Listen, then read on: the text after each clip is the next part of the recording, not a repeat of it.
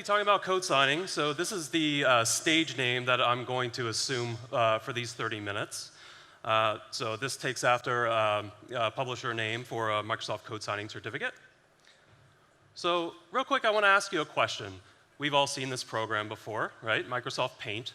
So we kind of implicitly just assume that it's trusted, right? It's benign. There's likely nothing malicious about this. There's probably no way in which an attacker could abuse this, right?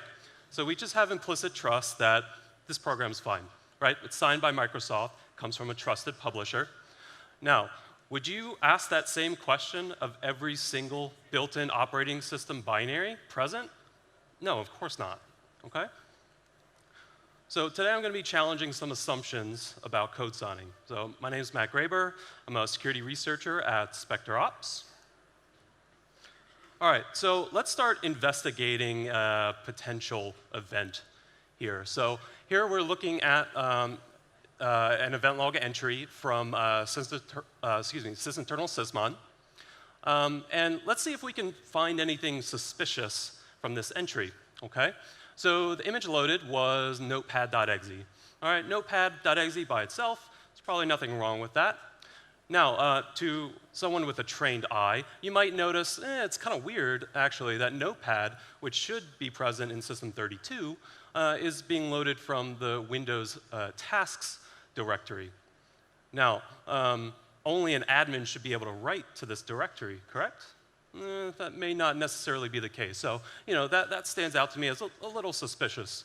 Now, I didn't want to make this, you know, too obvious that, you know, this might be an actual legitimate Notepad. So I tweaked just one little thing, the company name from Microsoft Corporation to Manifestation Corporation.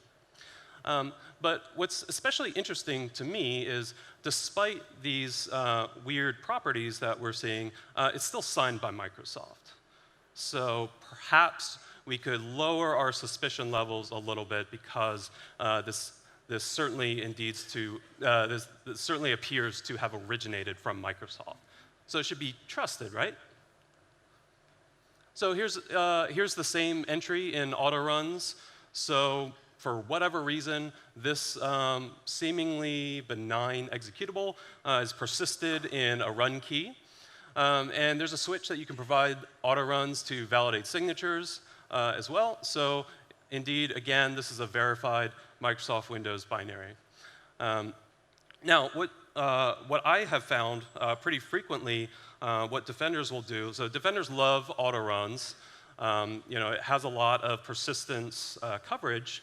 But because there can be so much noise, what's really common is to just hide all the Microsoft and Windows signed entries. It's, you know, it should be a fairly reasonable thing to do because there's just so much noise, there's so much legitimate stuff that's persisted to your system, right? So again, kind of weird that Notepad is, has an autoruns entry, but you know, let's just move on for now.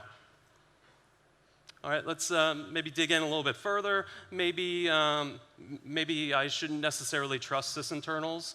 Let's go into the Explorer UI and start digging into the signature. Okay, so again, this appears to be signed. It looks like by Microsoft. Okay, and so indeed, it is a valid digital signature originating from Microsoft. And down here below, it's also timestamped, which is a very common property of signed code. So everything's looking okay, other than the fact that it's kind of weird that like notepad.exe has been persisted to a run key. Now, you know, for whatever reason, maybe we don't fully trust the output from Windows Explorer. Let's try another signature verification utility, in this case, sysinternal sigcheck. So indeed, as would be expected, sigcheck returns this binary as being signed and originating from Microsoft. Now, no Microsoft binary could ever be used for evil, right? And is this notepad.exe actually benign? Or is there any reason we have to believe that this could be suspicious? But it's signed by Microsoft, so can it really be a malicious binary? I don't know. But indeed, there are many, many abusable signed Microsoft applications. So this shouldn't come as a surprise to anyone. You know, so we have PowerShell. I'm a huge PowerShell fanboy. there's install util, regSVR32, simple things like WinDBG, I mean, turns out they're great shellcode runners, right? So the problem is that all of these abusable applications, they have to be manually enumerated, right? So someone like me will go off and abuse PowerShell, various other signed utilities. People like Casey Smith will go find like regSVR32, install util, abuse that, right? And what this enables attackers to do is generally evade detections, right? So all the attackers in the world now are abusing PowerShell, right? So that's like a known thing. But researchers are going to continue to find these new abusable binaries and hopefully evade detections moving forward. Now, again, is it realistic to assume that everything is malicious until proven benign? No. You can't realistically do that with all of the built-in signed Microsoft binaries on the operating system. So why ultimately is code signing important?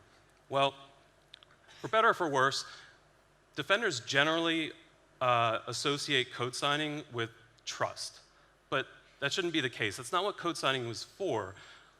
Code signing is simply an attestation of the origin and the integrity of a signed binary. Nothing more, nothing less. But unfortunately, for better or for worse, security products and defenders treat it as basically like a sole classifier of something being benign, or if not benign, then something suspicious worthy of additional investigation. So this first attack I'm going to describe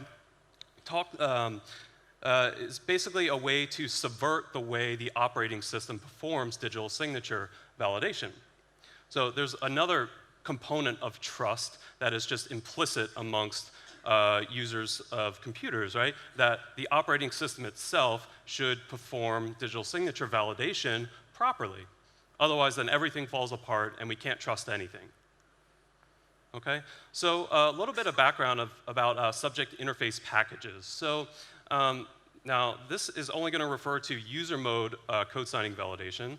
And subject interface packages is like an extensible architecture where, say you've got some new file type. So PowerShell didn't always, it wasn't always a thing, right? But when it came about, Microsoft wanted to support signing PowerShell scripts. So here's this extensible architecture that allows you to sign arbitrary file types where it makes sense for them to be signed. So some of those examples are portable executables, right? So exes, DLLs, device drivers, so on and so forth. Windows script host scripts, so VB script and JScript. PowerShell, so there's all kinds of PowerShell code that can be signed. And then for everything else, there's catalog files. So a catalog file is basically just a list of hashes that can be signed. So technically, like, you could sign a text file that could have originated from Microsoft. Okay? All right. So again, a little bit of background about subject interface packages, or I'm going to call them SIPs for short. All user mode signing validation generally is going to be performed by calling the WinVerifyTrust function in wintrust.dll. Now, under the hood, all of this is abstracted to developers, this whole SIP architecture. Right, so when you need to sign a PowerShell script, these SIPs under the hood would be like, hey, I'm the DLL that signs PowerShell stuff, so go ahead and give me your signing key, and I'll take care of the rest. I'll store the signature in a blob, and then you can later pull that digital signature out and validate it accordingly, depending upon the file type. Now, there's also kernel mode signing validation. We're not going to get into that in too much detail, but basically, to my knowledge, this is all performed in ci.dll, so kernel driver, that only performs validation of PEs and catalog files. So it's not an extensible system in the kernel, but again, we're just going to be talking about user mode validation. Okay, so the way these are stored is in the registry. And there's two main SIP capabilities that you should really consider, or at least an attacker would want to consider. And the first is cryptsip DLL get signed data message. So when you say validate the signature on this blob or this portable executable, this is the function that retrieves that signature from that specific file, whether it's P or PowerShell script or whatever. And then there's cryptzip DLL verify indirect data, which validates the signed hash in the digital signature. So it takes the hash of the file, compares it against the signed hash in the digital signature, and if they both match, then you're good to go. Additionally, you need to make sure that the signed code chains to a trusted root. And we'll talk about that a little bit later.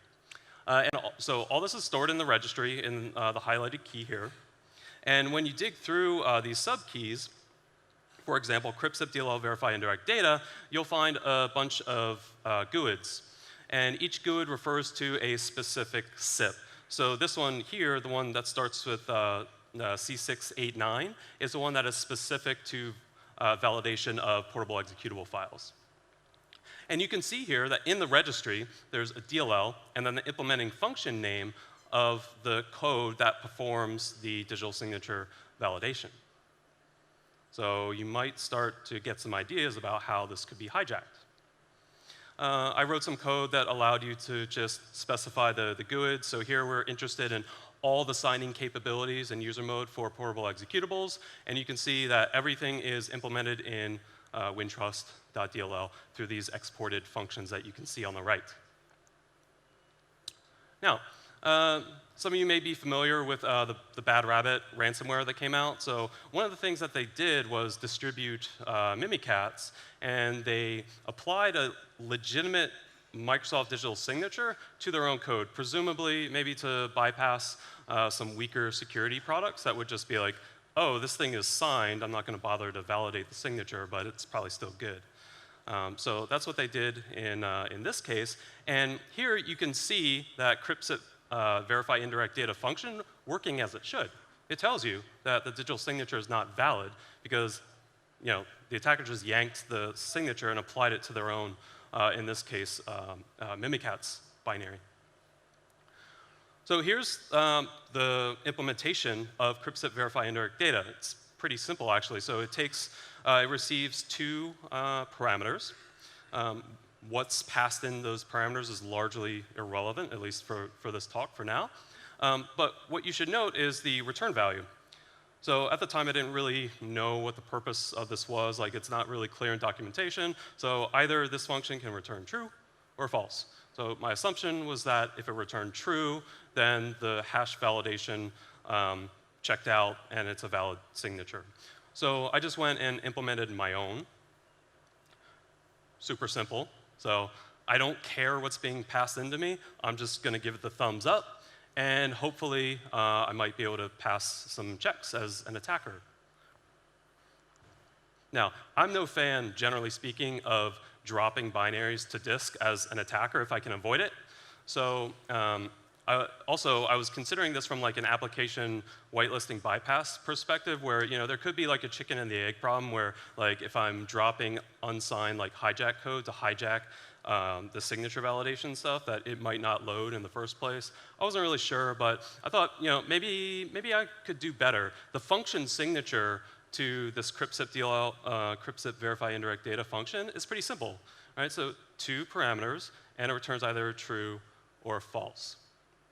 And all of this is stored in the registry, right? So like it just points to the exported function name that implements this relatively simple function signature.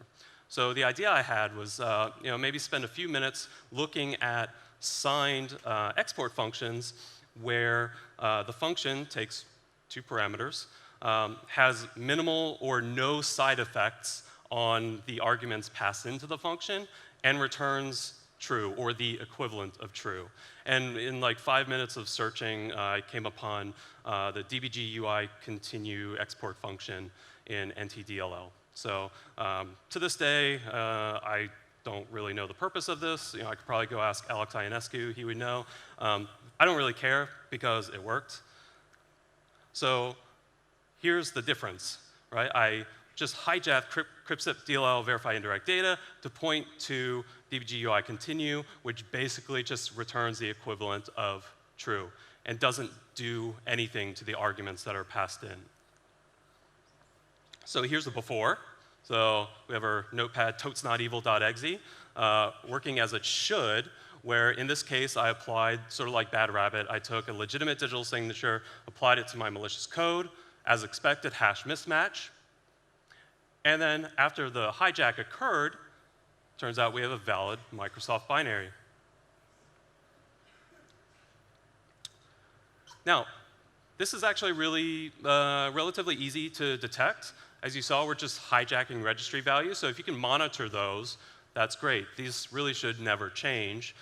There may be cases where in the future new SIPs are added, but the existing ones, like reportable executables and PowerShell code and whatnot, those implementations should never change, or the export function name should never change. And so fortunately, just got a sneak preview from the Defender ATP team.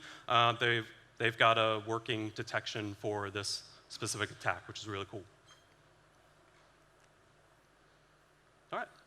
So let's talk about our second attack, which is certificate cloning and root CA installation. So the first attack that I covered, you had to be admin.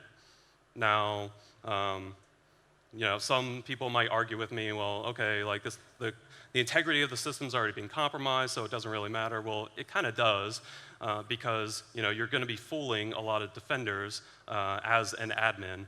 And so if you remember like the sysmon and autoruns output, an attacker doing that is really going to effectively blend in, because one of the motivations of me getting into this work was I worked with enough customers where they were needing to triage and baseline security events, and one of the most common ways to filter out all the benign noise was by signer, right? I mean, it's a relatively realistic thing to do, exclude all the known abusable Microsoft binaries, and then everything else just filter out, right?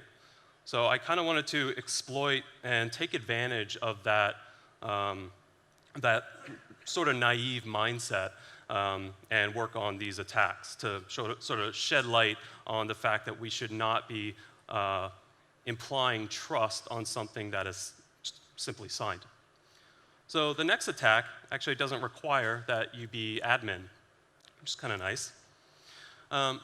But a little bit of background. So in the operating system, there is default implicit trust of certificates, right? So here I have the certificate view up on the trusted root certification authorities. So these are all the code signing certificate issuers that are just implicitly trusted out of the box. Now, Microsoft has a very rigorous process that as an issuer, you have to go through in order to get onto this list. And so that's definitely a good thing. Now, whether or not your organization or you specifically trust something like no liability accepted from VeriSign, which expired a long time ago, perhaps that's something you should consider. But anyway, at the time, Microsoft considered all these to be trusted. And for good reason, like the Microsoft Root Authority certificates. These are the issuers of all Microsoft code signing certificates and SSL certificates, right? So we need to trust things, otherwise, just working the operating system will just be very wonky, right? Like you'll get warnings, like when you're browsing to like all the sites on the internet. You'll see that when you validate code signing or digital signatures on code, that nothing will validate. So there needs to be a set of trusted root certificates, and this is indeed the case. Now, as an attacker, why can't I just trust my own root CA? Well, turns out this is really easy to do, and you don't even have to be admin to achieve this attack. So what I did was there's a really convenient PowerShell commandlet, new self-signed certificate, and there's a parameter that's -clone cert. So I just took an existing certificate chain from Microsoft, cloned each one of them, so there's typically 3 in the chain. There's a leaf certificate, the certificate that signs the code. There's an intermediate issuing certificate, and then the root certificate at the top. I cloned all 3 of those, signed each one of those in the chain. So I now control my own Microsoft-ish certificate chain. And then I can simply call something like import certificate, And as a standard user, I can trust my own malicious root CA. Now, you will get, as an unprivileged user, you'll get this pop-up every time. But Casey Smith, sub-T on Twitter yesterday or this morning showed that, well, you can just like hook the message box function to just automate the process of clicking yes on that. So I mean, it's just a simple bypass to that. Now, if you were elevated and doing this attack, you would not see this dialog. All right, so now I can sign my own malicious code as if I were Microsoft, because all I basically did was just copy all the properties out of the existing certificates. Really the only thing that's different is the public-private key pair, right? I have my own. So to the naive defender who doesn't know to look for this sort of attack, right? Like, what's the difference? But clearly, one of these is not like the other. Now, as an attacker, I maybe could have had a little better OPSEC and matched the validity periods, where the expiration date, I could have just rolled back my clock to match that. So, like, as a defender, like, how would you realistically be able to distinguish between root CA that is trusted versus one that has no business being trusted? And so I'll get back into that shortly. So what do these attacks ultimately buy an attacker? So first of all, as I alluded to previously, these are likely to be overlooked by incident responders and threat hunters. Right, so that case where I had notepad.exe, right, there were some things that looked a little suspicious, but that needle in the haystack would not have stood out at scale, right? When you have over 100,000 of these security events happening, daily, like, you're not going to catch that needle in a haystack.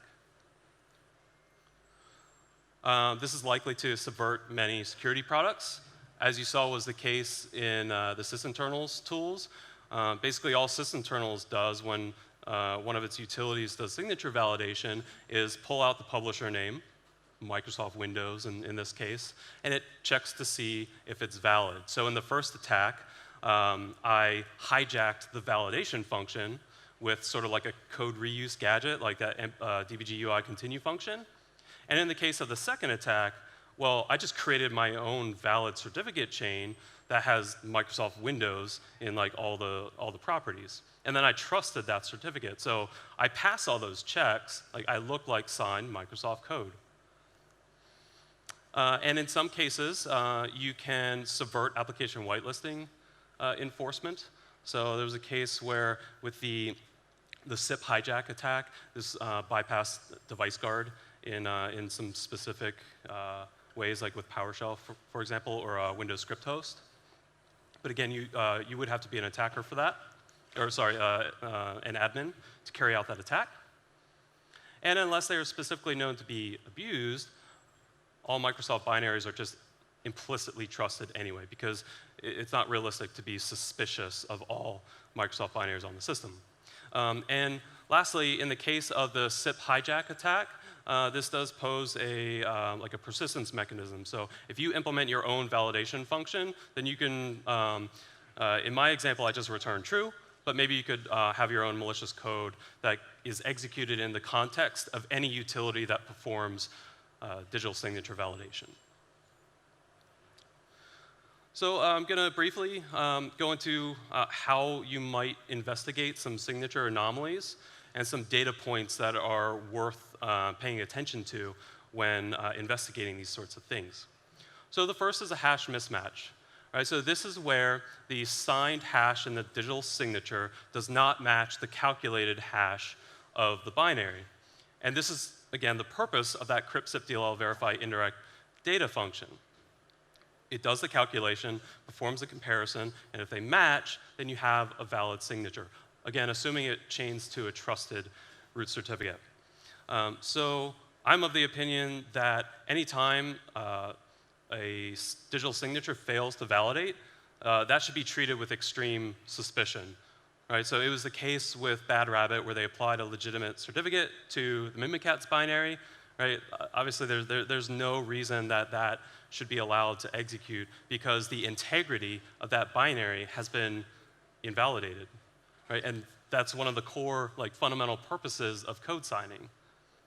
Now, of course, an elevated attacker can just hijack that functionality, but fortunately, like, I'm just hijacking registry keys, which can be monitored, as is the case with what they're doing in Defender ATP for that detection. Now, an interesting data point is the PE authenticode hash. This is also referred to as authentihash for those of you who have virus total intelligence access. So this is the hash of a portable executable minus the signature blob and like 2 or 3 fields within the portable executable. So this is the hash of like the code itself before it was actually signed. And so, what makes this an interesting data point is that so you could apply a signature to the same, you could apply different signatures to the same binary, but the PE authenticode hash would remain the same. So an older attack, and this is still used somewhat often, is a lot of malware will just append a configuration to the end of the binary. And what the authenticode hash would allow you to do, if you have access to something like VTI, is you could say, show me all the unique authenticode hashes that have more than one file hash. So that could imply that there's something suspicious going on where data was stuffed to the end of it, or a different code signing certificate was applied to the same binary. And then there's the certificate hash or thumbprint value. So this is just the hash calculation of the certificate itself. This is not related to the digital signature. So the distinction is the digital signature has a signed hash for a specific piece of code in it. This is just the certificate contents. And this is really what should form the basis of certificate trust. So Microsoft publishes all of the default root CA certificates in the form of this file authroot.stl, which can be downloaded through TechNet or something like that. And this is a signed file consisting of all of the certificate hashes of the trusted, or what Microsoft deems to be trustworthy, root certificates. And so what you should be, well, what defenders and what security products should be validating is the hash of the certificate, not publisher name and the fact that the digital signature is valid. And this also forms the basis for application whitelisting enforcement. So for example, you can build a device guard policy where you select the signers that you want to trust, and the way device guard enforces it is by the certificate hash, not off the publisher name and the fact that whether or not it's a valid signature. And then finally, there's the digital signature hash. So I just kind of made this up. It was an interesting data point to me where in the case of a PE, an authenticode signature is stored as a blob at the end of the file, and there's a file pointer in the PE file format that points to where on disk the signature resides. So if you just hash that signature blob, then this could be an interesting data point where, so this was the case in Bad Rabbit, where I was able to trace the actual file that the legitimate digital signature was stolen from before it was applied to the Mimikatz binary. So I was able, through calculating this hash, I determined that it was an older sysinternals utility where they just stole that blob and then applied it to their Mimikatz, and then they just updated an offset to be like, okay, here's my new authenticode signature. So just kind of an interesting data point to be mindful of. And then lastly, there are timestamp anomalies. So pretty much all signed code is going to have a timestamp. So a timestamp is just like a third-party attestation saying that this signature was valid at the time of signing, like within its validity period.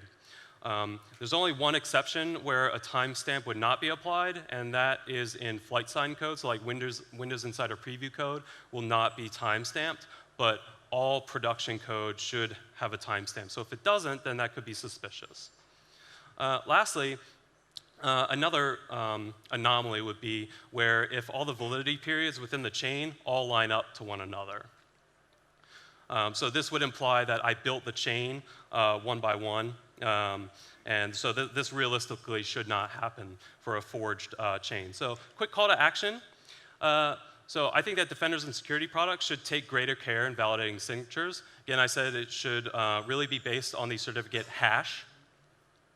Again, because these are completely controllable by the attacker, the publisher name, and whether or not the signature is valid. Baseline your trusted root CAs, again, by hash and using that authroot.stl file to compare against. And some quick references. So I go into much greater detail of these attacks in this blog post and white post that I have. So feel free to check that out. And there's some additional detection guidance for these attacks as well. So thank you.